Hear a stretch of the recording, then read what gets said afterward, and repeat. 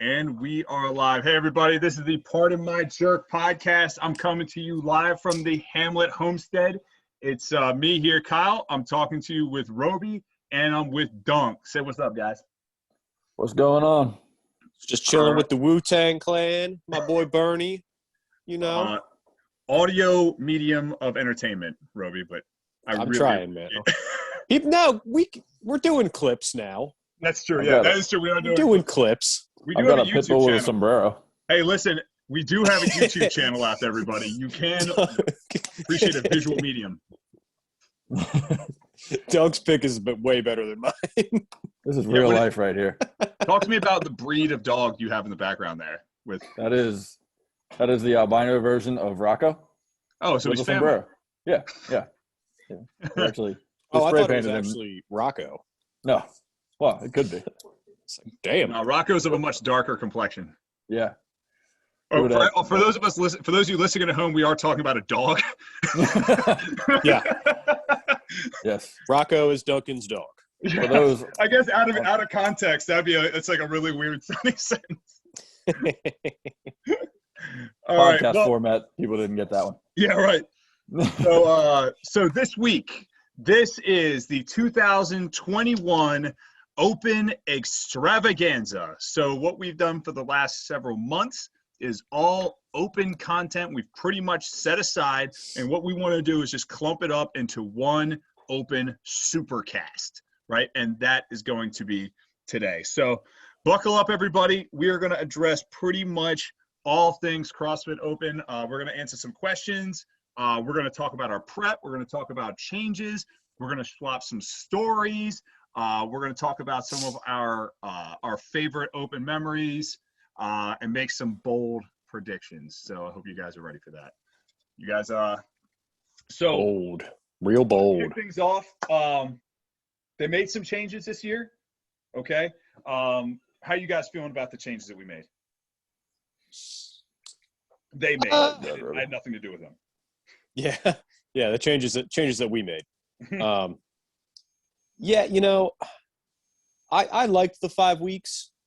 It did get a little tiresome towards the end. Like weeks 4 and 5, you were kind of like, all right, maybe 4 weeks is like the sweet spot.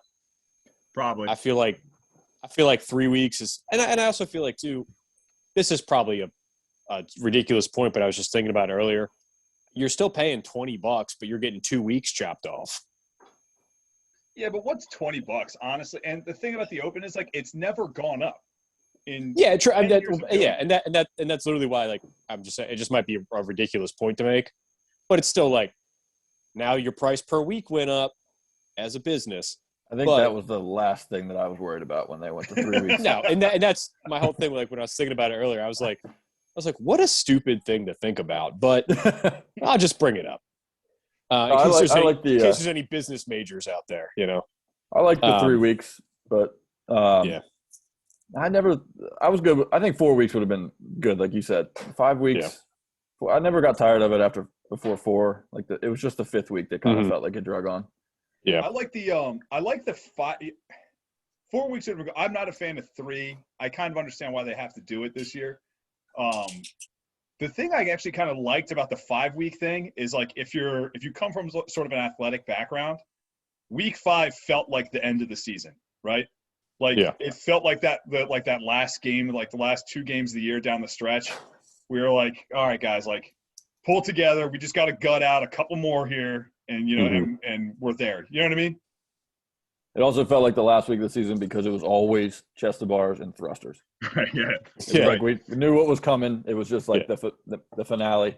It's like Ohio State, Michigan. Like, you know what's coming the last week of the year. Ohio State killing Michigan. I think that's like the 3rd shot across the bow that we've thrown at Michigan on this podcast. Yeah. Yep. Go blue. Go blue. You can root for them. They're not going to win, though. I know. Hold on. I gotta put a pro tip out there to you guys. So if you have chocolate protein, start making it with milk and put in salt. Salt.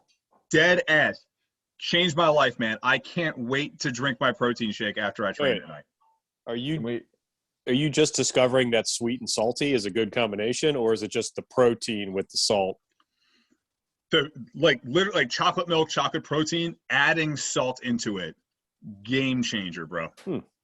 Yes, It's probably good for hydration. Did you stumble on this by yourself, right. or did you hear this from someone? So I heard salt and chocolate milk, and then I was like, well, I want to try that with chocolate protein. Dude, unreal. So good. Man, chocolate milk, chocolate protein.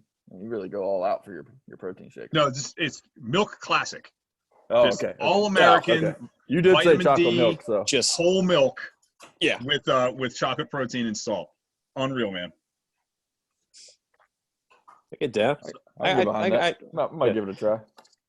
Sometimes if I'm like super dehydrated after a workout or something, I will throw a little bit of salt and like aminos or something after I work out, just because it is good for hydration.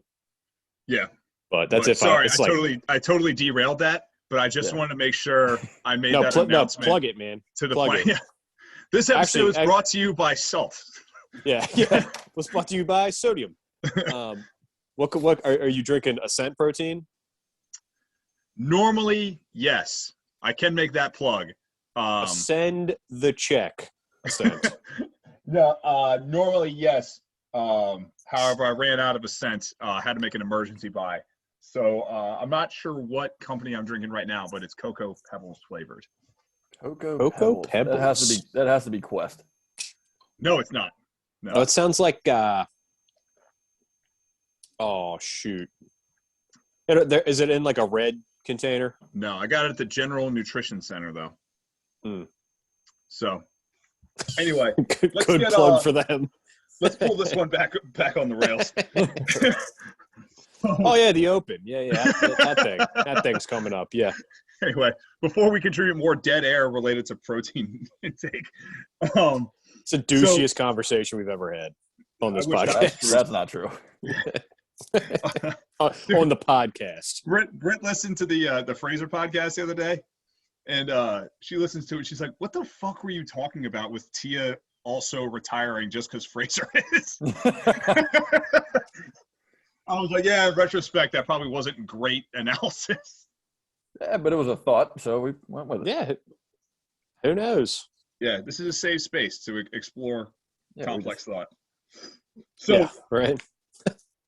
All right, let's get back on topic. So let's make some predictions. Let's talk about what we think's coming. What do you guys think's going to happen? What do we see coming down the pipeline? Because I've got some predictions coming for the season, for what we're going to see. You want to go workout, do you want like a winner? What we think? Whatever you want. Yeah. New movement, workout, who's winning, who's going to win the whole thing, all of it. Let's unpack it. All right, I'll go workout first. I think the easiest choice is 17.1. Dumbbell snatch, burpee box overs. Damn it, Duncan. Yeah, no, I had to get that one out there before. I mean it is. I'm serious. Like that, I said that. And when we had our best open workouts pod. Yeah. No, I think you predicted it in our first podcast we did. Yeah, and I was like, now hear this, internet. 17.1 will be repeated in the Open this year. Yeah, I think I've heard that just about every week from just somebody. Now watch. So that's what I'm saying. It's too easy. It's too easy. So that's why I'm predicting a repeat of 19.3. I believe it was 19.3. I'm gonna triple source that. But the overhead walking lunge, dumbbell step up, strict handstand push up, handstand walk one. Because you can. So wasn't that double dumbbells? Equipment. What's that? Wasn't that double dumbbells? No. Okay. No, it was just a single overhead. Oh, that'd have been gross. So think about it. The reason I say it's all right, so it makes more sense to do 17.1 because it's just a better workout. But the reason I'm saying it's going to be 19.3 is just recency bias because they tend to do like them relatively close to each other. Remember, like the squat, the 55s workout that Dunk loves. The squat clean, toes to bar, double under one. They do them usually pretty close to each other. Yeah. I don't think have they ever gone like further than 2 years apart? Yeah, they did 14.1 and 11.1.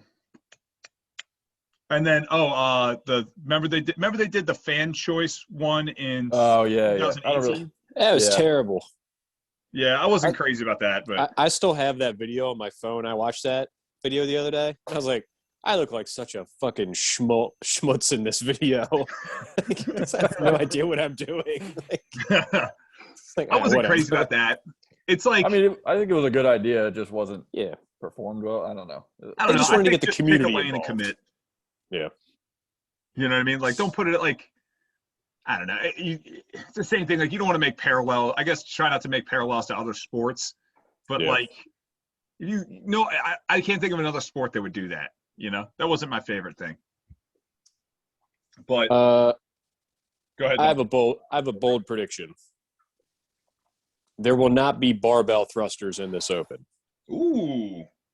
There will be thrusters. Isn't there no barbells this year? No, there's barbells. Barbell and weights. It was on the equipment list. Yeah, but there will not be barbell thrusters. There'll be single arm dumbbell thrusters this year. Single arm. I like that. I single arm. practice them. Because there's only one dumbbell on the equipment list. Oh, right. That's right. And they were programmed a bunch over quarantine on main site. All right, well, I'm going to say that they're going to do that in another repeat workout that I have that could be 18.2. 18.2. Single arm dumbbell thrusters instead of just the regular dumbbell. It was the 10 down to 1 or 1 to 10. Oh, yeah. Burpees and thrusters or dumbbell thrusters. Interesting. Single arm instead of double dumbbells. That was front squats, though. Yeah. So you're saying – okay, either way. Dear God, 18.2 was a repeat workout, in my opinion. That could happen. I mean, yeah. I mean, you could do like we did hang clusters the other night. That was kind of a fun one. So with a single dumbbell alternating hang, squat, clean thrusters. Mm-hmm. Yeah. They're actually not as bad as you would think. With I one did clusters not that long ago, and I remember them being much worse than they were recently. Barbell clusters are the worst thing ever made. Yeah, they're terrible. I was my prediction was that we would see. That was the one thing I was saying. I wanted to predict a 19.3 repeat. That was one of my big predictions. I'm not a fan of that workout. I am with you, Roby, that I think if we do see a new movement, I'm thinking it's going to be like a unilateral dumbbell movement, like hang clusters. I don't know if you would throw like dumbbell squat snatches in. That might be a little maybe a little ambitious. I mean, or single arm dumbbell overhead squats maybe. Have they done dumbbell box step overs? Yeah. Oh yeah. They've done step ups, not ups. step overs. Yeah. But I was thinking about that today. Actually, that'd be that's a pretty ripe for the picking movement for the Open. Mm-hmm. I can tell you though, if they do that, there's gonna be a lot of videos of people just crashing on boxes. I look forward to it. Yeah. Oh yeah. The one and only time I've ever fallen on a box is from a dumbbell box step over. Oh, me too. Actually, that's true. Yeah. And it was the most dramatic fall, like box flips, tabletop fall. Like I landed directly on top of the box. Was it a soft box? No. But I literally landed perfectly. Like it didn't hurt. Like it just landed perfectly on top. Like the loudest crash in the gym. Everybody's like, we're about to send this guy to the hospital. Speaking of Open flashback stories, I'll never forget this, man. The 2016 Open, I was like surfing through like the leaderboard, and like anytime you go to the end of the leaderboard, you're going to see a whole bunch of names that are all just tied for last that just never did a workout, right? Yeah.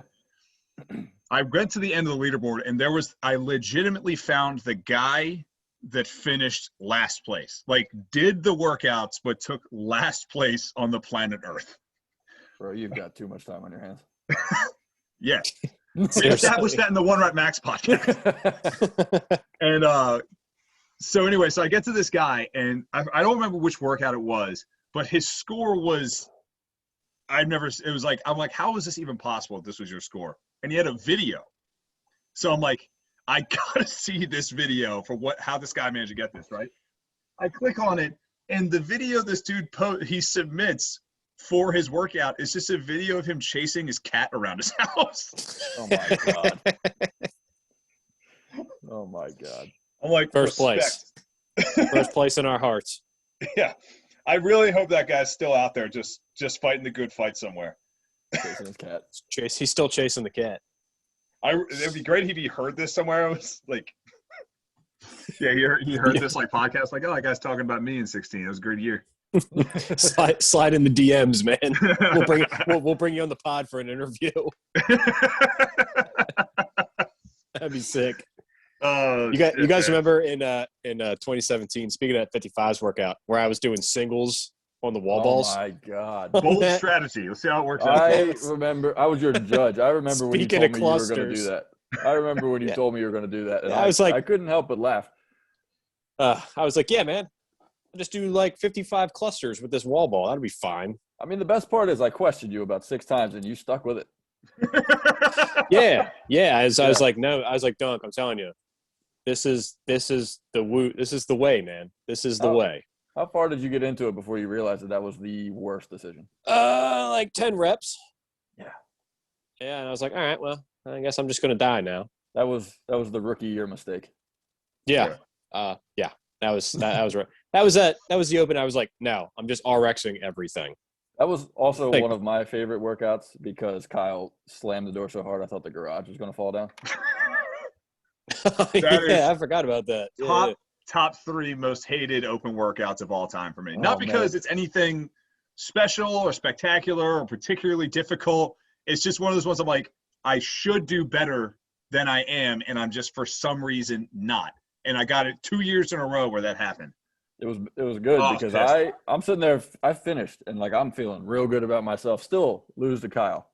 Feeling real good. Like I'm dying a little bit, but I feel good. And Kyle just gets up, slams the door, runs out. I'm like, what just happened? Like Brett was like, he's mad. Like, oh yeah.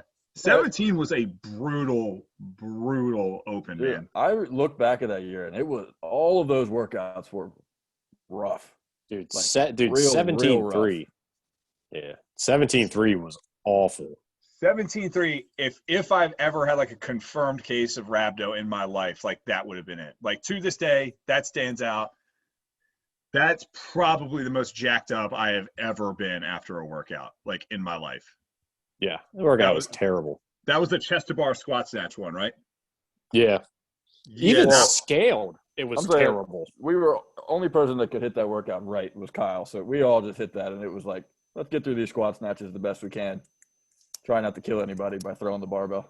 Oh, my God, that one was so brutal. Like, my legs, I probably did something wrong there because, like, I walked away. It was my legs were obliterated. Like, couldn't even walk afterwards from those squat snatches. So I probably did something wrong, but, yeah. And you didn't fail one. I do remember that. I thought that was impressive. Yeah. I'd love another shot at that one, though. That was a really good work. That was one of my favorite open workouts I've ever done. Really? Yeah. I like the heavy ones. I like the moderately heavy ones, not the heavy ones. Oh, like 17.3 is one of my favorites. 20.4 might be my favorite ever. Yeah, I agree. That was an awesome one. Was that the clean and jerk one? Clean and jerk, pistols, and box jumps. Mm-hmm. That one was probably one of my favorites I ever did. Yeah, I'm looking through now. I'm looking at my first open I ever did in an affiliate. Dunk, we did this one. Remember, we did this way back in the day. We did the 14 Open. Dude, I have that on my list as the toughest open workout I've ever done, and I didn't even do it in the open. The burpee thruster one. No. Oh, I remember doing that one. But the one chipper. The one I'm talking about is that deadlift box jump workout. Yeah, that one. Oh, yes. God. Yeah. God, you put me through that in a Gold's Gym, like fresh into like just even like hearing the word CrossFit, and I was just like my life was changed, and I hated you. Yeah, that one goes down like that one's like historic for a lot of people, like for like the OG people, like one of the worst ones they've ever done. Ugh. That was bad. Yeah, I never want to do that one again. I might do I that. love week. doing deadlifts and box jumps. Yeah. So, And that's on the table for this year, by the way. yeah, I'm not happy about that. That'd be an interesting repeat. My back. I would just mail me in for the rest of the week. Yeah. That was one of those weird ones, though, where the weight went up and the reps went up, which is kind of weird. But I don't know if they do that now. But you get somebody killed. That's one of those ones where they're like, yeah, we're going to throw this one out there and see if it sticks. No, but remember from that – so, Dunk, this I guess would have been your first open. Remember the chipper too? The 60 cal row, 50 toes to bar, 40 wall balls, 30 power cleans, 20 muscle ups one, 14-minute AMRAP. What year was that? 2014. I didn't do the open that year. You did that workout. Did I? Yes. I don't remember it. Yeah, that was another one I really enjoyed. 14 was a good open. Yeah, I didn't do the open. My first open was 17. 17.1 was my first official open. Yeah. I'm sure I had done plenty of the work. Official. Yeah. Dude, my first open was 13, but the first one I did like in an affiliate, signed up for it, all that was 14. So 14.5, that was the 21, 18, 15, 12, 9, 6, 3 burpees and thrusters workout. Yeah. And that was one of the worst experiences of my entire life, right? And I remember I do like I finish up all those burpees, and like there was no scaling, there was no time cap that year either, right? I finish up all those burpees and everything. I finally done. I'm laying on the ground, just like questioning the sanity of the God that created me. And I'll never forget my affiliate owner from CrossFit Chambersburg, shout out. She just looks at me and she just goes, "You need to get better at burpees." Oh, gee, thanks. Yeah, oh, great. Hey, good job, bud. No, you need to get better at burpees. Appreciate the tip. Appreciate the constructive criticism there. I'll just go die over here in the corner now. That amount of burpees and thrusters in one workout should not be allowed. Yeah, was it 84 of them? That workout is I feel terrible. like you guys have done that workout like once every 3 months.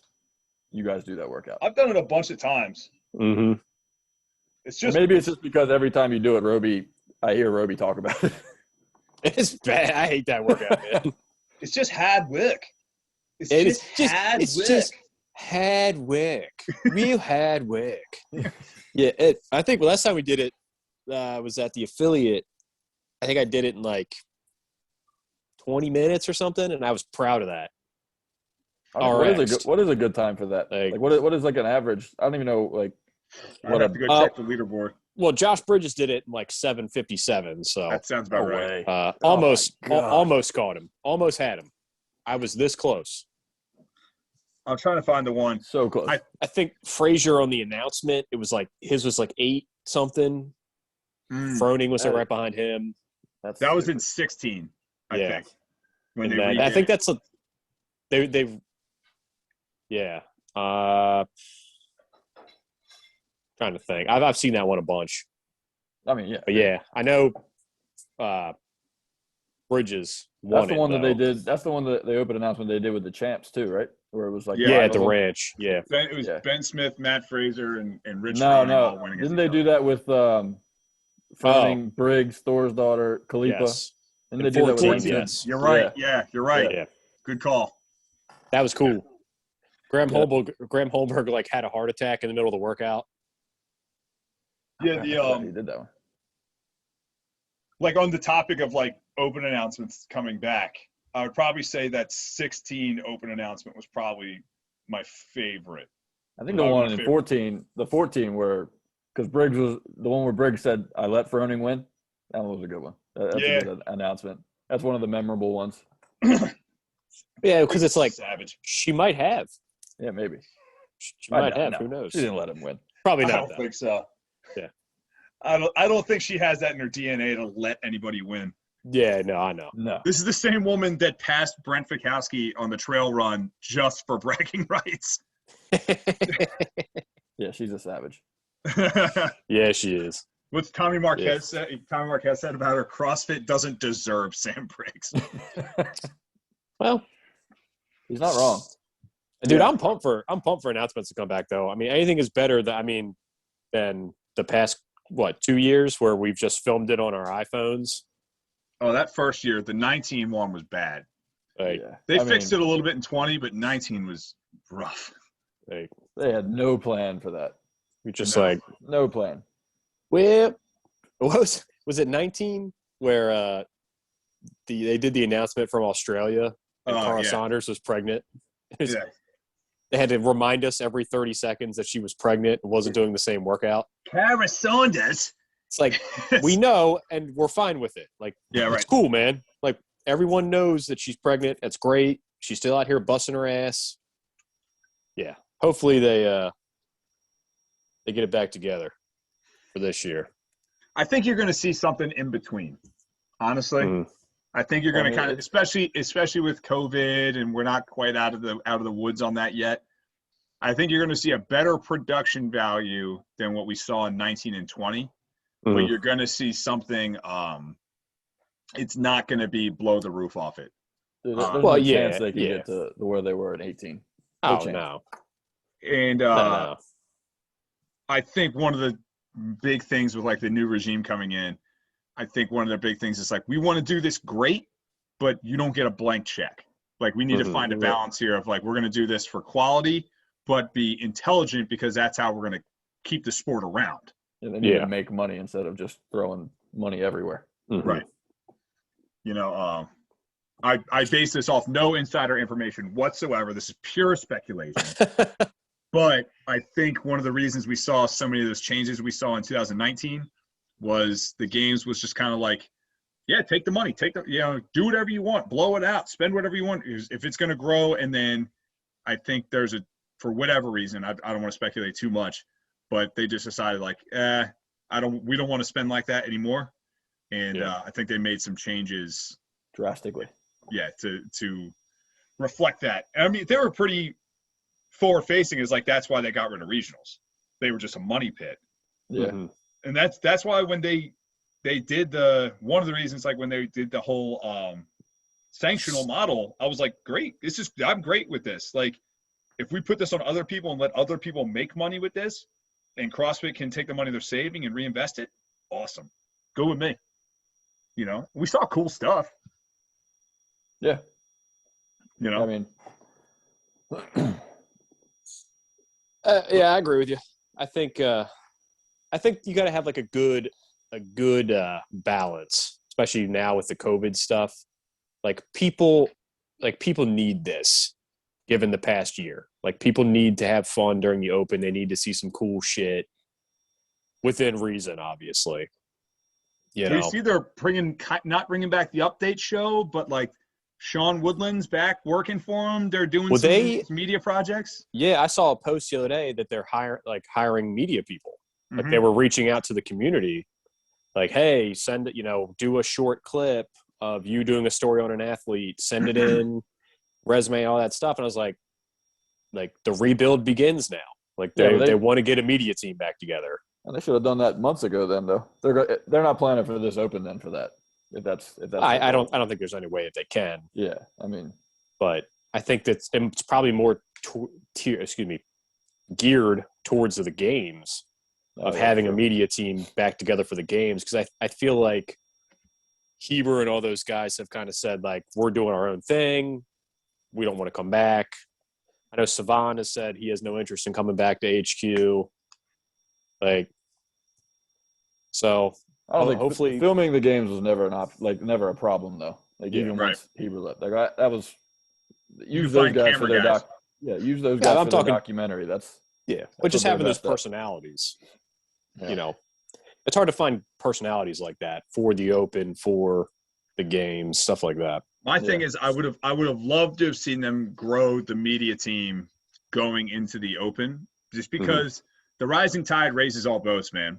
Right. So if I would love to see so much. And look, they just took over. They've got a million. I get the emails every day. They've got 1,000,001 things that they need to worry about right now that need to be taken care of. So I totally understand. but it would have been cool to see like the media stuff start hyping up going into the Open, just because we saw directly, like they cut the media team and open participation took a nosedive, right? Mhm. Like it would just be great to see like the media team and some kind of update show, something to just hype up the Open and get more people involved. More people in the Open, the better. So what you're saying, they should have brought the voices of the Open back, like Rory McKernan and Marquez Just get and people Woodland. excited. And like, yeah, Yes. I think the most effective way, just in my personal opinion, I think the most effective way to do that would be bring back Rory, bring back Sherwood, bring back Marquez, bring back Annie Sakamoto. Like, yeah, I think that would have been a great way to do it. Whatever reason they have for not doing it, I mean, obviously don't know what's going on behind the scenes, but and they may have reached out to those people. They may have said, "Hey, would you be interested in coming back?" And they may have said no. Yeah, maybe. You know, they may have been like, may have said, "Hey, that was a chapter of my life. It's over. I just want to move on with my family and do something new now." Well, Woodland said, to plug another podcast, on Talking Elite Fitness, he said there's going to be some familiar names coming back. You know, it's just like any job, I'm sure. You know what I mean? Like it's a glacial process at times. Mm-hmm. Oh yeah. And like we've said before, this year is probably going to be an outlier for what's going to happen down the road. Yeah, absolutely. They're not going to keep the 3 weeks. They're not, in my opinion. And they're not going to have to deal with all that. Hopefully, they won't have to deal with all the at-home stuff, and or at least it won't be as prominent as it is this year. Yeah, I do like the introduction of the foundations thing. I think there's a way to bridge that gap. Yeah. I love I love that there's an adaptive division now too. I think that's awesome. Yeah, that's also so wonderful. Cool. I'm curious what the foundations thing is going to be, just because it's like with the like, is it going to be now like for scale? If you do the scale division, right? Is it like, no, now you need to do chin over bar pull-ups? You know what I mean? Make the scaled stuff harder. Right. Like no more jumping pull-ups, no more knee raises, like for the scaled version of workouts. But scaled, you had to do chin over bar pull-ups before anyway. Yeah. For as a scale for muscle ups, not as a scale for pull-ups. Yeah. So you're saying there would be no scale for pull-ups? I'm saying like instead of it being chest to bars and jumping pull-ups, it would be chest to bars, chin over bars, jumping pull-ups as foundations.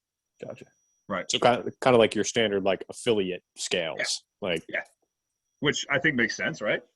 Yeah, I mean that would make sense to me. Yeah, because that would be, if you're going to do a local comp, that would be how I would do it. Right. If you had like a RX, intermediate, beginner, chest over bar, chin over bars, ring rows, jumping, whatever you want to do. Dude, so I was talking to my father-in-law about doing the Open. Again, just shout out to all you guys out there. If you don't think that the CrossFit Open is for you, my 57-year-old father-in-law is about to do the CrossFit Open, and he's hype about it. It's going to be a blast. I'm really excited. So, Marky Mark. Yeah, so I was talking to Britt. I was like, dude, your dad is like 3 years off of being the 60+ division. You can make some noise. I was like, he's got to get his pull-up game up and get his dubs right. So I'm looking at like the scaling for the 60+ division, right? And I was looking at workout 20.5. That was the one you could partition however you wanted, remember? Yeah. Yep. And the scaling for the 60+ division for ring muscle ups is chest to bar pull-ups. So it's funny, like I was listening to Chris Fieler talk on a podcast a little while back, and he's like, it's so easy for us as CrossFitters to kind of forget where we are and how far we've come because of the sort of fitness world that we live in, right? But he goes, walk around the grocery store. He goes, even a mediocre CrossFitter, like bottom middle of the pack in an average CrossFit gym, you are a fucking monster. Like, you know what I mean? Like, and we forget that so often, right? Like, dude, think about this like 10, 15 years ago. The thought of a 60-year-old man or woman doing 40 chest to bar pull-ups. Yeah, that's like wild. What? Like, that's crazy. I can't even believe that that's a scaled option. Like, shit, Like, that would just mess thinking me about up. that. right, Shit. right. But like, imagine like when we were kids, someone saying, "Oh yeah, my 60-year-old, my 62-year-old grandpa can do 40 chest to bar pull-ups," and Yeah, Probably ask what a wouldn't chest be. to bar pull up was first. but like in under 5 minutes. Yeah, It was like, I mean, Yeah, it's an achievable thing. right, it would blow your mind. yeah. For this generation, yeah. If it was like a World War II vet, like those dudes are some badasses. I'd be like, yeah, I believe that. Dude, Like, okay. the I'm just looking at it right now. The Masters women 60 plus for that workout, theirs is 40 chest to bar pull-ups. Dang. An over 60 woman doing 40 chest contacting the bar pull-ups. Bananas. Like, yeah, those Masters athletes, I get why they don't invest a ton of like money into them for like the games and all that. They are freak shows, man. Unreal. I mean, I've seen some of them. They all look like freak shows, especially the top athletes. Yeah. What's Dave Hippensteel? Dave Hippensteel. Has that Has dude ever lost? No, I don't think he's been the champ, I think, since he came in the games. Got to do with the long hair. Yeah. That long hair. Yeah. Yeah. He's a I think freak, that man. That dude like tells like Fraser like eat his heart out. Like five rings. Yeah. That's cute. Yeah. Hold my beer. Seriously. Oh man. I don't know. Maybe if Frazier comes back to be a Masters, he'll be like the next Hippensteel. Good joke. I was talking about it yesterday though, like, what if Fraser just trained on like a 3-month cycle and just did the Open every year, just got that check, and then was just like, I'm out. It's like I'm gonna collect just once a year. Yeah, just Decline. I'm gonna establish my dominance just through the online stuff that I don't have to try for real hard. Yeah, right. But how much is it if you win the Open? It's like 25 G's, something like that.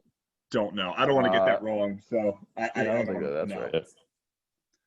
But that'd be funny, just because I could see it every year. He posts that. You know how everybody posts the photos of them like accepting their games invites. Just congratulations, Matt Frazier, you declined your games invite. Like he burns it. It's just like, no, thank you. Yeah, just as like a big dick move. Yeah. Been I there. don't need this shit anymore. I am the captain now. Yeah. Been there. Not impressed. Oh man. So who do you guys think is going to win? Speaking of people winning, the Open? Win the Open? Yes, win the Open. Since that's the whole topic of this podcast. You first, because I have a bold prediction to make. I've got 4, 2 for the men, 2 for the women, and they're not like there's nothing crazy about the names. I got for the men, I'm going Vellner or BKG. Vellner or BKG? Yep. Okay. Women. Just that you wouldn't happen to have offhand like where they finished in the Open previously, would you? I'm not trying to put you on the spot. I'm just curious. I can pull it up. I had it. Hang on one sec. Let's see here. For the women, though, I have Sigmund's daughter and Jamie Simmons. I like the Jamie Simmons call. Sigmund's daughter, I feel like, is the obvious choice simply because she's a psycho and will just do the workouts until she's like cannot possibly do them anymore. Like when she's she's won the last 2 Opens by like a wide margin. She's good at these online comp. Like this past year, excluded with the games, she's normally pretty good with the online training by herself stuff. I think she's good at it because she could sit there, talk with her coach, strategize the whole time, and then just do the workout the way she was supposed to do the workout and not like kind of fly by the seat of her pants. All right. For the men, Vellner finished first last year in the Open 2020.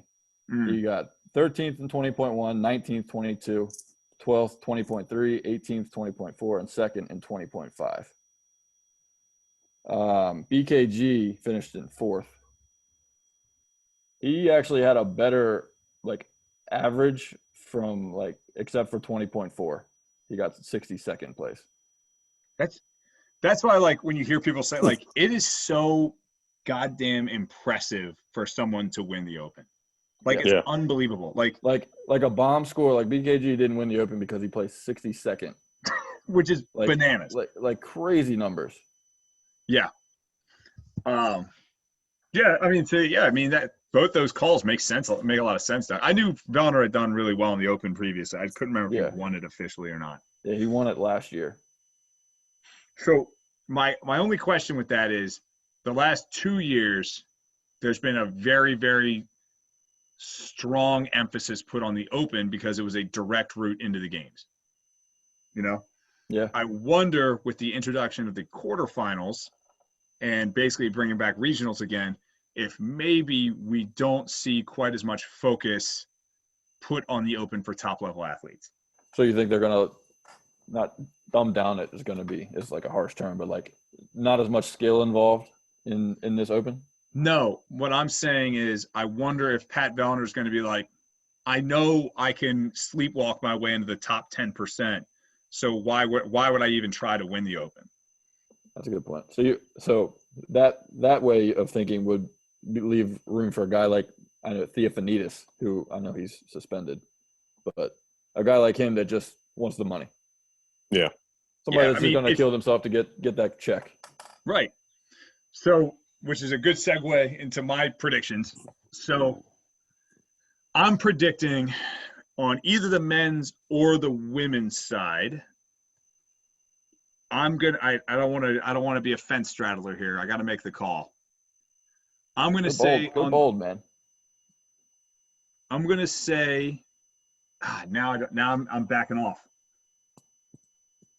Okay. Don't do I'm it. going to say on the women's side, someone wins it that's totally off the reservation. Like some woman from like Slovakia. Someone we've never heard of. Maybe we've heard of, but it's not one of the usual suspects. I'll say that. Like a Karen Freyova? Something like that, yeah. Okay. Yeah, the Jamie Green essentially. Yeah. Win the whole thing out of nowhere. Right? Now, Karen Freyova did finish in 9th place last year. Just saying. So it could be a choice. she's right there in striking distance. So I guess I'll put her up there as my prediction. What about men? Men's prediction. Strap in, boys. Oh, the smile on your face makes me excited. Noah Olsen. Oh my God. Hold on. Okay. Wins the Triple Crown. You guys can confirm how right I am now. You should leave the meeting. Winston. All right. First off, what is the Triple Crown? Obviously, I'm saying wins the Open. Wins the Open. Yeah. Wins his semifinal. And wins the big show. I think Noah Olsen has a better chance of finishing outside of the top 20 than doing that. Yeah. No, I was predicting Olsen to win the Open because he normally does pretty well with that. Does he though? Does he? But like it's his thing. Like he can be like a web warrior, crush it, and then I feel like he's going to get smoked when the games come around. I can see why you would say that with his 5th and 2nd place finishes in the last 2 Opens. That makes a lot of sense. Yeah. All right, he didn't finish 6th. I always feel like he's got like a kind of a bomb event. I'm not Open. Sorry, games. 5th and 2nd place finishes in the last 2 games. Yeah, he's going to get smoked, man. 4th and 2nd place finishes. He finished 4th in 2020. Yeah, I don't see it with Noah Olsen. But I haven't seen it for the last 5 years, so that might be a me thing. And female, I'm going to go way off the reservation here, and I'm just going to I throw in darts at the wall. I'm going to say Danielle Brandon wins it.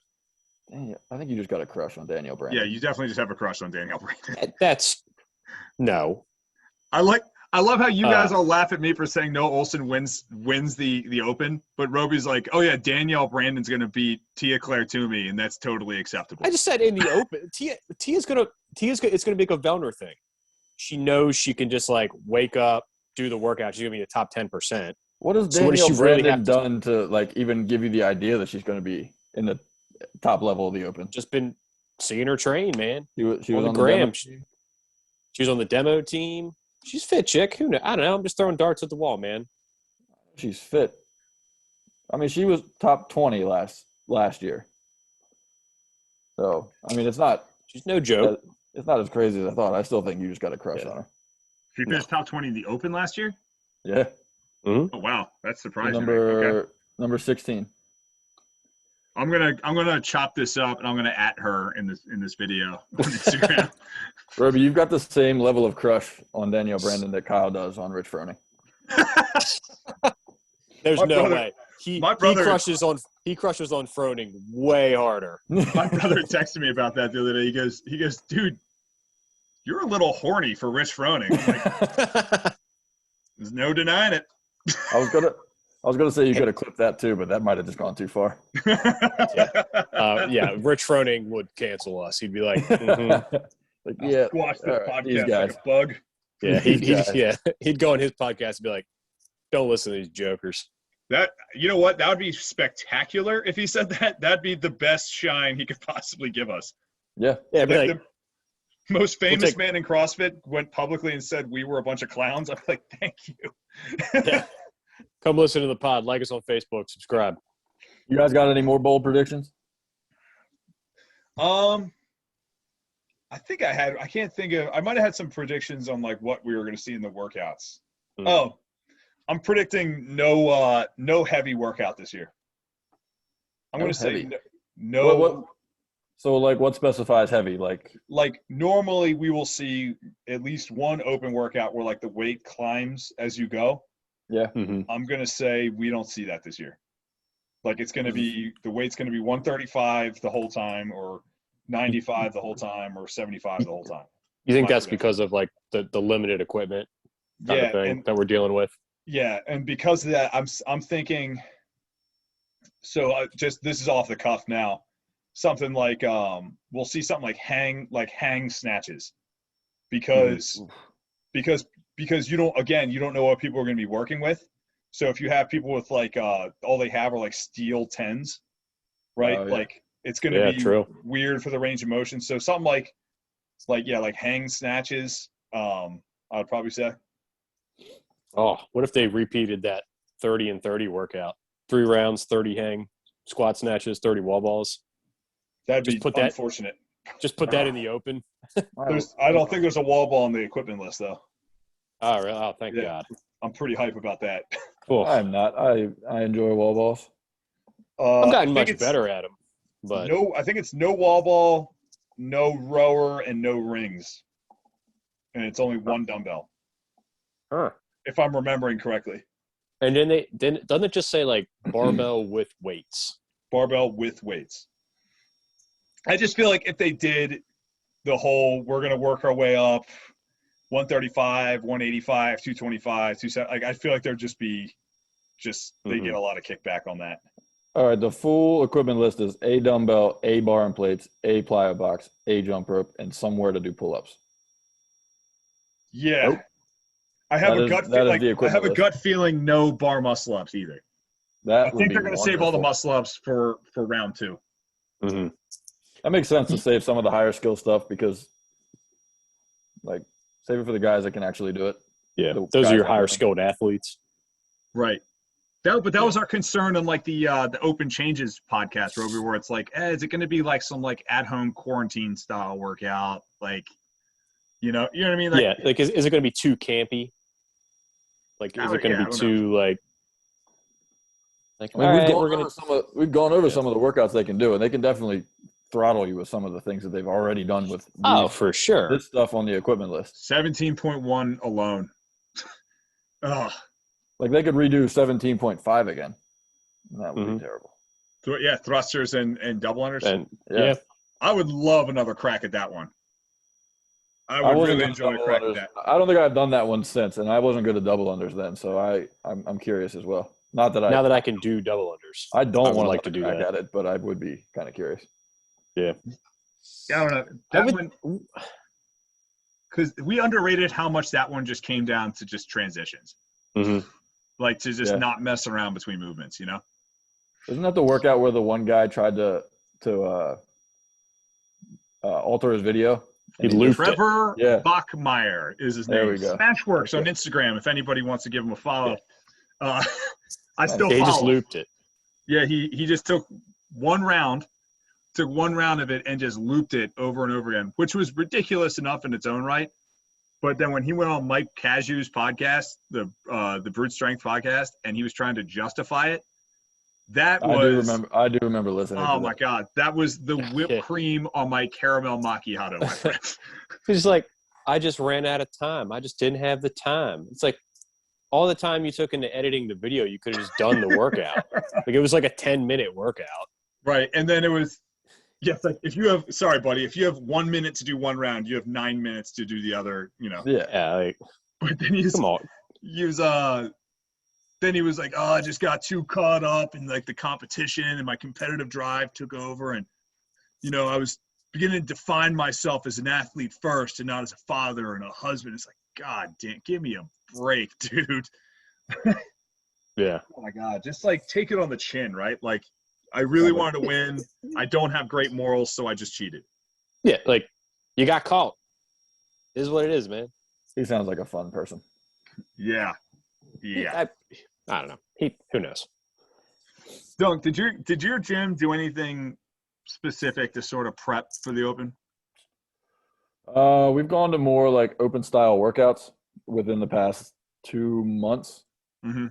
So a lot more like 10 to 15-minute workouts, like get your heart rate up and get going.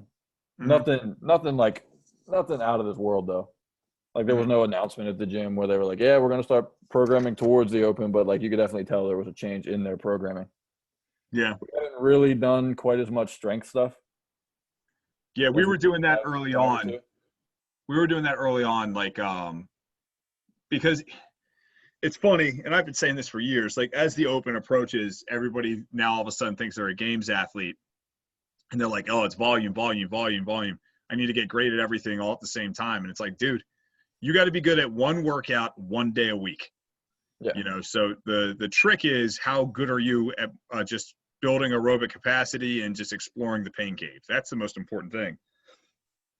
But we did switch to doing some powerlifting stuff just because we just needed to get stronger. And we weren't getting stronger, So we've been doing that. I don't think but then I reserve 2 days a week as strictly like this is Open dry run. When do you typically start thinking about the Open as far as when you're training stuff? So this year was probably the most I'd ever gotten out in front of it, just because the timing worked out well. Really? We probably start around December. Okay. And so it's going to be a lot of like Open preparation because I didn't anticipate them pushing the start date back. I got you. When was the original start date? Was the end of February, correct? Like this week probably would have been the first week. Yeah, this would have been. So, I changed my approach going into the Open a little bit every year. I started out this year the way I really wanted to, which was we're just going to get really good at CrossFit-y stuff. Like we're not going to do this so much skill work. We're not going to do a ton of strength work. It's not even necessarily like aerobic intervals and stuff like that necessarily. It's just we're going to program like 3-4 times a week. We're going to program a just barn burner Metcon, and we're just going to get good at going into the dark place, Yeah. Now with like doing like more powerlifting stuff, which isn't really ideal going to the Open, but my hope is, and this has been something I have observed, is I'm going to start seeing some people sort of peak going into the Open, and I think that's what we're going to be. I think I'm optimistic about that. So next week is going to be a deload week.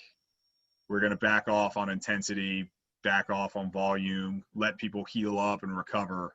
Yeah. And then the following week going into the Open is going to be straight up like we're going to run our weeks the way we would run our weeks during the Open. I got you. Yeah. Yeah.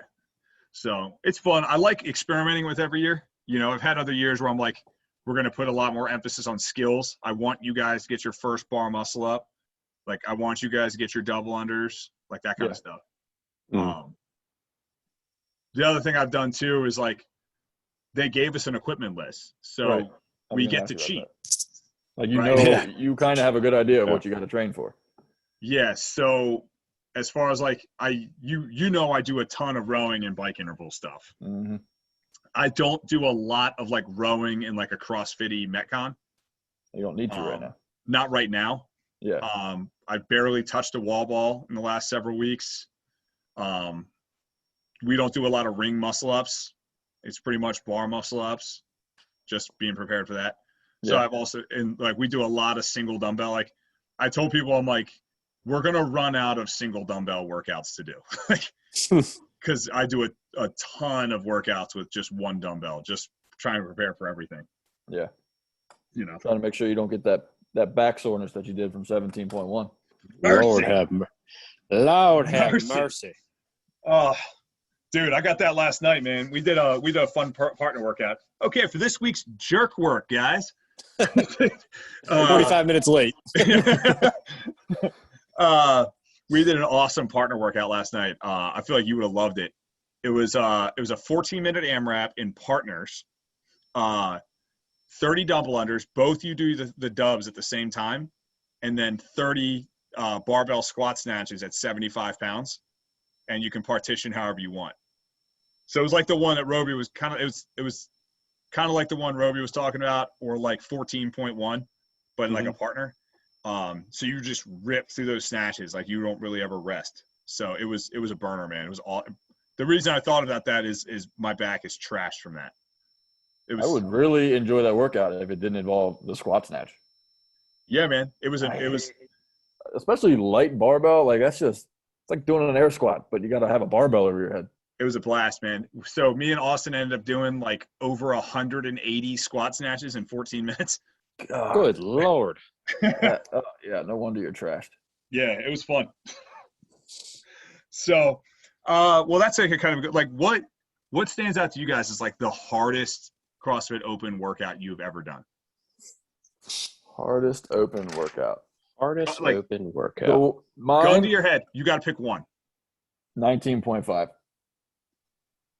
Which one was that? 27, 21, 15, 9 thrusters and chest to bars. Respectable That's good. choice. That is the only open workout. I quit in the middle of it the first time I tried it. Yeah. Well, all right, so there's a story to this one for me too. I quit in the workout the first time I tried it. Looked at the guy who was judging me. I was just like, I'm done. I don't want to do this, and I just stopped. Go back Monday. I'm like, all right, I'm ready to do this. Get the same judge, same guy does it. I go through it. I get to the last. I think I got to the round of like 15, maybe. It probably was the round of 21 because I'm not good at pull-ups. But get to the last round. The last pull-up that I did, I ripped my hands, both of them, so bad. So bad. And I did this workout at 6 o'clock on Monday. Go home, complaining about my hands because I hate ripping my hands. Completely forgot to enter the score in to the games website. Dude, how do you guys do that? How? I don't know. That's the only one that I've ever missed on putting it into the games website. But Every year, somebody. Yeah. I would have to say the hardest open workout I've ever did, 20.1, because I've done it how many times since, and I've never beaten my score from the open. Really? I get 135 reps every time. No way. And maybe that's just like if you tie your score or get anywhere close to it, you pretty much PR'd because you always get the open bump.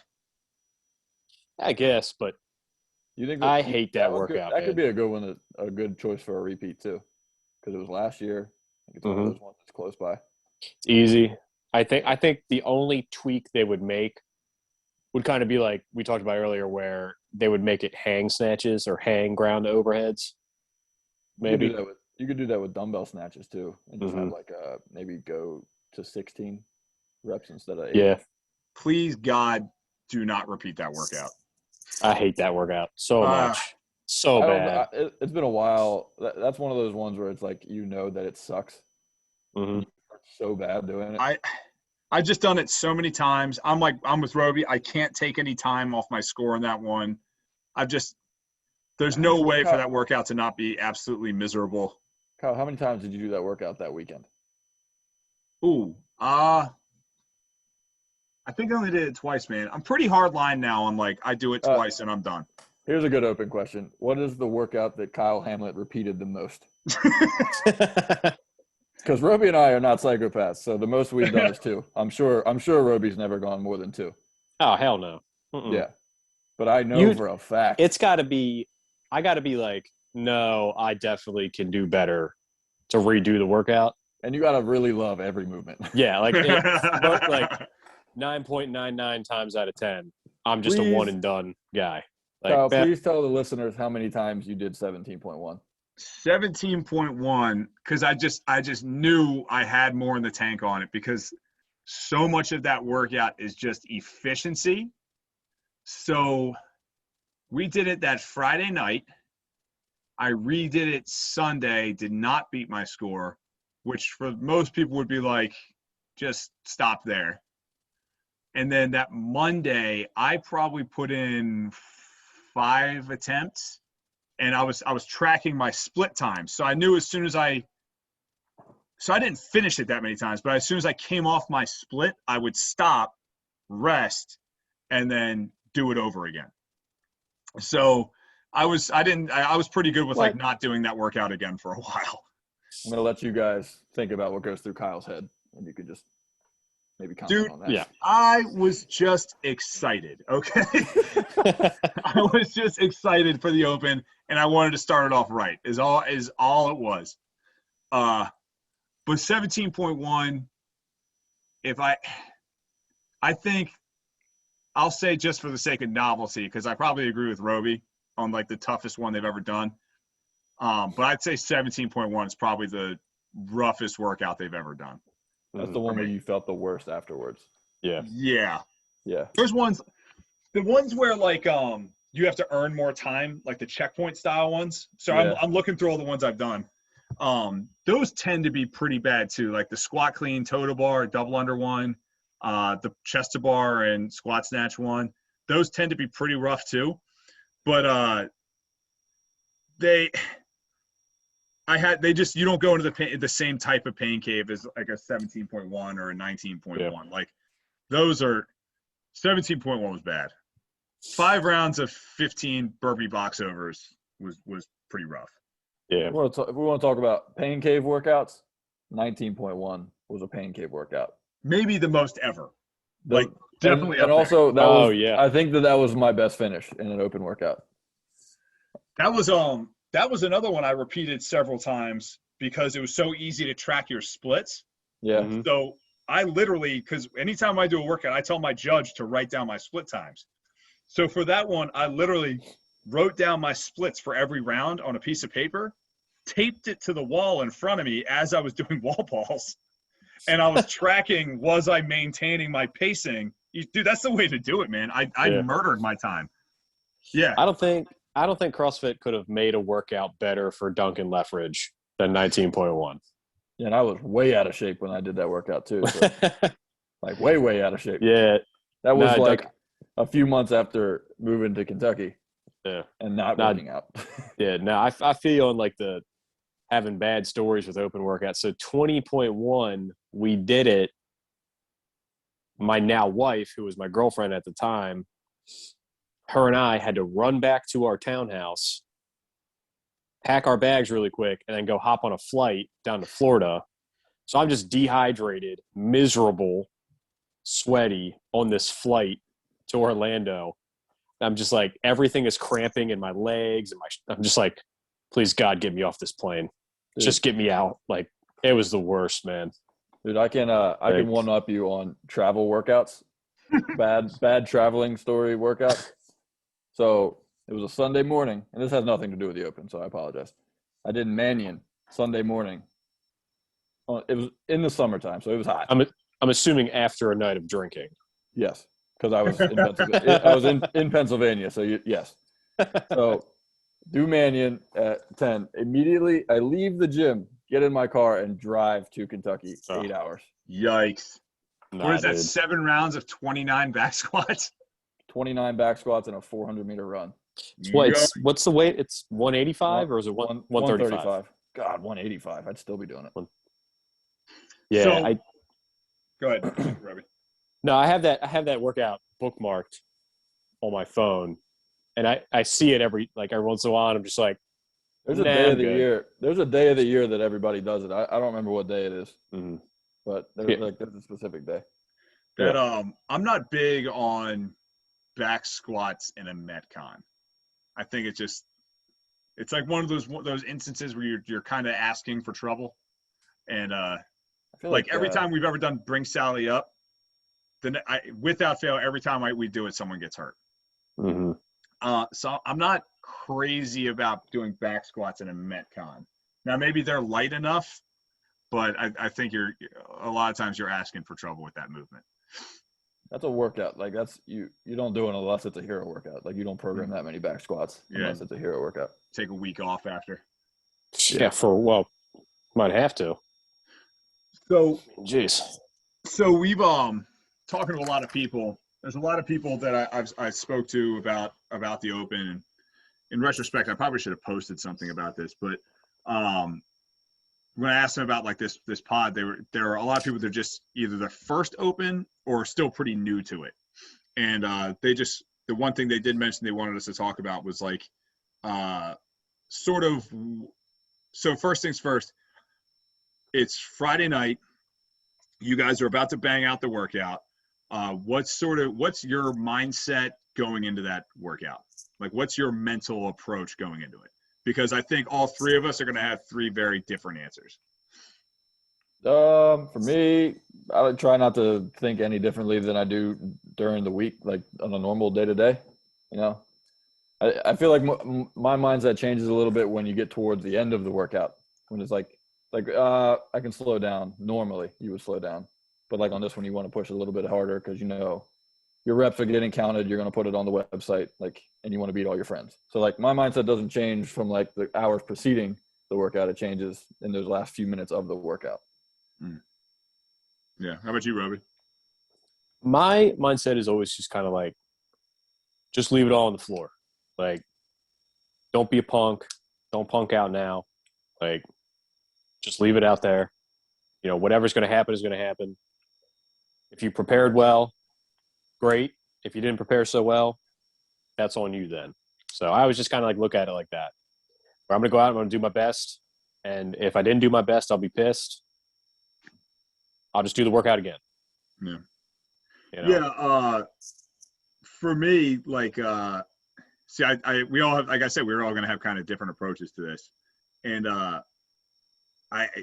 Dunk, you have such an exceptional talent for just going into the dark place. So your mindset doesn't really have to change because you're just good at putting yourself through pain.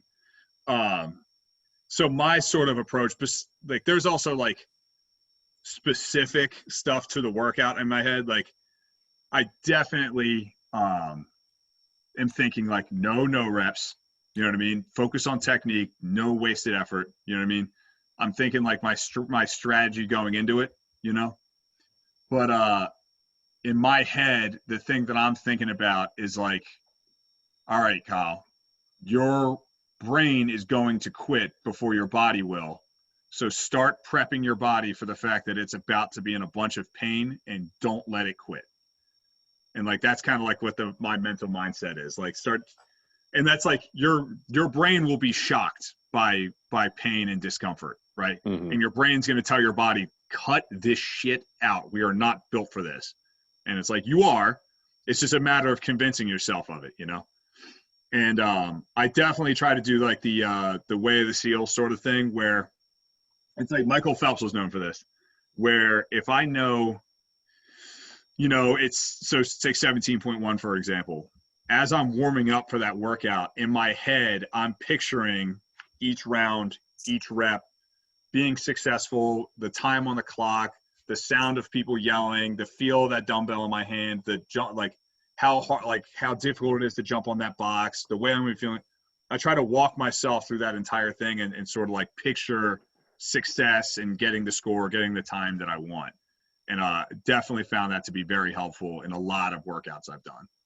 You know, if you want to do 14.5, 16.5 under 12 minutes, walk yourself through that and picture yourself getting it done under 12 minutes, and it helps. That's a Mark Divine thing. See, I've done that before, where like you like map out the entire workout and it's like I need to be here at this point, here at this point, and here at this point. Until you're and not. I've done it, and then Yeah. and then I hit that point, and then I'm not there, and then I get discouraged, and then like my head just goes like down. Yeah. Right. So, I get what you're saying, and that works for you. That works for you. But that's the thing. Like I just every can't do it like that. and like that's the thing. Like every athlete has their own thing that they need to do to get themselves through a workout. Like whatever works for you is what's going to work for you. Like the only workout that I've ever mapped was 18.3. That double under, muscle Overhead up, squat. overhead squat. Only because I was just like, look, I'm doing it scaled. If I can get through the first round under 7 minutes, I'm good.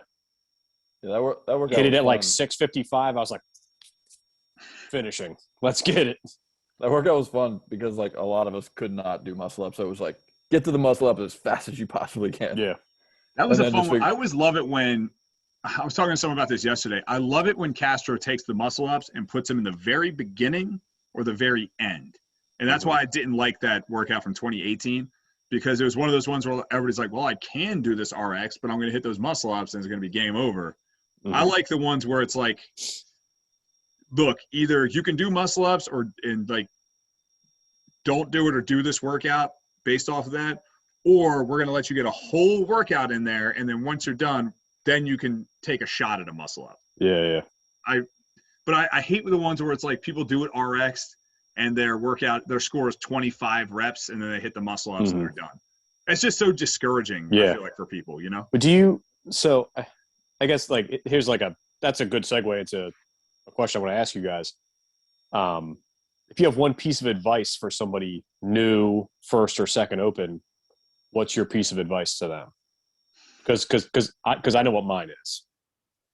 I'm gonna go pretty specific. I think my advice I pretty much just gave in the last piece. So like literally a very specific nuts and bolts advice I would give to someone going into an open workout is it's all about controlling your heart rate and your breathing, because you're going to go like these workouts are tested and retested and retested and retested by the best person on the planet Earth at writing these workouts. Castro knows what he's doing. So like when you go into these workouts, just don't let it get away from you, because once you get to that point where you're bent over and wheezing and snot's coming out of your nose and there's still how much more fitness left to be had, like that's when you're in trouble, right? Yeah. So that's my big advice I give to anybody is like, do this workout in a way that you have a little bit left in the tank and you just don't fire it all out at once, you know? What about you, Don't? I think mine is like just don't stress out about the damn workout so much. Like it's just a workout. Like you don't lose the battle before you even start moving a barbell. You know, because like for like 98% of us, it doesn't like we're not going to the games. Like it's just another workout. Such tremendously Duncan advice to give. Yeah, right. That was so exceptionally Duncan of you. I've learned that. I'm so calmed. Mine, coming from the entire Wu-Tang Clan and Bernie Sanders, there's no shame in scaling.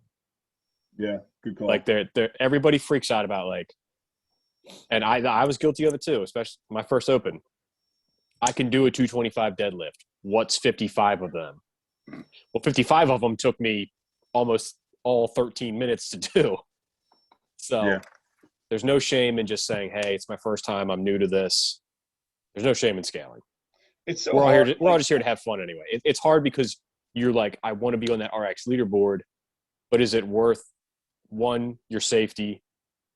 Is it worth exactly what you just said, Kyle? Like, I only got 25 reps into the workout. Okay, cool. It's so hard though for people because like sometimes I don't think it's necessarily an ego or a pride thing. I think it's for like a lot of people where it's like, I did the open in 18, I did it in 19, I did it in 20, and I want to keep moving that goalpost further and further forward. And I want to make sure I have this tangible improvement that I'm seeing every year. So they're like, I want to do an RX so my score is better and I feel like I'm getting better. So when people maybe RX that probably shouldn't have, like, I get it, man. Like, I totally get it. I think Mahoney had like the best sort of approach to the Open, where he was like, his first year, he's like, I'm doing all 5 scaled.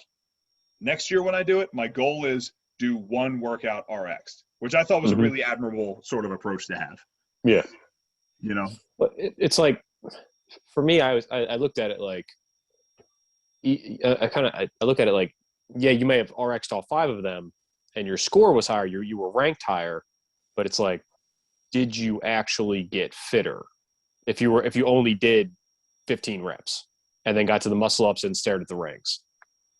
Is the goal of the Open to get you fitter though, or is it to help somebody? But the goal of the Open is to test your fitness. Yeah, but what if that one person knows that the Open is a good place to get their first muscle up, so they do the workout RX? I'm not trying to discourage people for trying to do it. Yeah. I'm just saying there's no shame in it. If there's a question of, should I do this RX? Man, maybe not. I'm worried I might get hurt. I'm worried there's no shame in just scaling a workout. Of course not. Especially with consideration of safety. That's like the number one thing. Especially with the deadlifts, man. Yeah. How many times we see exactly deadlifts what I was just get about to ugly? say, man. Like, and this is not an indictment upon the safety of CrossFit. I don't care what your workout philosophy is. If you're lifting more weight than you're qualified to lift, I don't give a shit if you're doing, Orange Theory, F45, anything. You're jeopardizing your safety, right? And I have seen people like on that deadlift when we did Diane, and then we did deadlifts into handstand walking. Remember that one? We did it twice. And I for sure saw people, and I'm like, yeesh, me included. Yeah, like just yikes, guy. So yeah, I think that's very sage advice to give, Roby, especially with consideration to just self-preservation, Yeah, and that's it. And my thing is like what Dunk said, if you're teetering on the edge of that first muscle up, do it. Push for it, man. Do it. Like that's all. Like how stoked were we when Mahoney got his out of nowhere?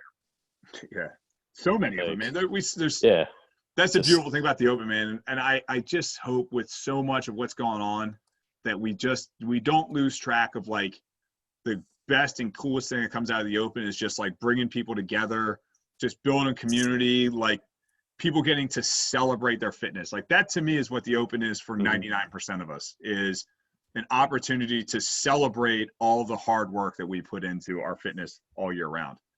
Yeah. Are you guys doing anything special for the Open? Well, unfortunately, we're not like in a great sort of situation for it right now, but we'll do Friday nights. We'll get everybody together that's doing it. Unfortunately, our numbers aren't right now where they've been at in the past. So it's going to be sort of a bridge year, Yeah. I'll always do it. I will always do the Open. You know what I mean? If it's just me by myself or anything, I'm never going to stop doing it. So I'm in it for the long haul, but it's going to be a little different, I think, this year than it has been in years past, unfortunately. But I know your gym's getting pretty hype about it. Yeah, we got live announcements Thursday, and then doing like the Friday Night Light style stuff Friday night, which I'm pretty excited about. Yeah, it's gonna be a blast. Where do you work out, though? Happy for you. CrossFit The Tracks. In Erlanger, Kentucky, right? Erlanger, Kentucky. Erlanger. Shout out. So this is probably as good a time as ever. So I'm starting a social media campaign. All right. So the year 2021 is going to be the year of the fittest content creator on earth. So I'm calling them all out. All right. I'm talking about Sevon Matosin. I'm talking about Craig Ritchie. I'm calling you out, Chase Ingram, Tommy Marquez, all you guys. I'm putting you on blast. You're looking at the fittest content creators in fitness right now. Prove to me otherwise. Enough said. So, yeah, I want them. I see all the sexy workout videos they're putting up online, and I'm gunning for them this year. So I'm gonna have a live leaderboard. I'm gonna be tagging them in all of it. We're gonna prove this year. This is the fittest channel in fitness. Let's go. Yeah. I'm hyped. Let's go train now. Dude, look at Bernie Sanders is hype. So yeah, I'm pretty hyped about it. But I want to make sure that I got that in there. I want to make sure I had that content clip to share to everybody. So I think the gauntlet is a good place to wrap it up. Did you guys have anything else you wanted to touch on before we took off? No, I think I'm good, man. I think we hit on pretty much everything. Yeah. Just looking forward to throwing down with everybody. Word. Yeah. See what happens. Just say, everybody, make sure you're going out there and practicing your thrusters, burpees, and double unders. Do as many as humanly possible. With that being said, guys, thank you for listening today. That's our podcast. Make sure you give us a subscription on Facebook. Give us a follow on Instagram. Subscribe to the podcast, and we really appreciate any reviews that you can leave for us. It's awesome for our algorithm on Apple Podcasts and everything like that. So thanks for listening, guys. Appreciate any support you can provide us.